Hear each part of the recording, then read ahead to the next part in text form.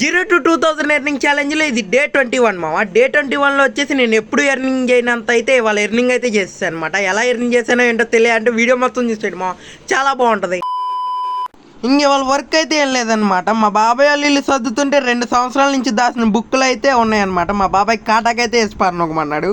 ఇంకా కాటా దగ్గరికి వచ్చిన ప్రతిసారి అదేదో దెయ్యం బొమ్మ హలో చెప్తున్నట్టు సినిమాల్లో లాగే దెయ్యం బొమ్మ లాగే అనిపిస్తుంది మా నాకైతే. ఇంకా మన వీడియో అయితే కంటిన్యూ చేసేద్దాం.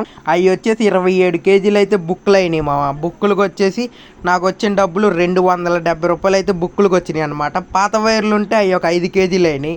కేజీ వైర్ వచ్చేసి 10 రూపాయలు చొప్పున అవి ఒక 5 కేజీలు అనమాట. అవి ఒక 50 రూపాయలు, మొత్తం వచ్చేసి 330 రూపాయలు అయితే అన్న ఫోన్పే అయితే చేశాడనమాట.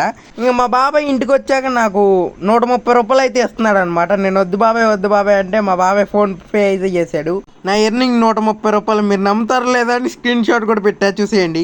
130 రూపాయలు. ఇవాళ 130 రూపాయల వరకే నా ఎర్నింగ్ అనుకున్నా.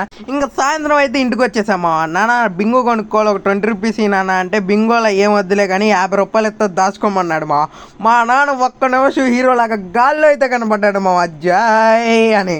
అలా నేను ఎందుకన్నా అంటే అసలు ఇవాళ రూపాయి వర్క్ కూడా లేదు మా డాడీకి కూడా. అయినా 50 రూపాయలు ఇచ్చాడు కాబట్టి అలా కనపడ్డాడు అనమాట.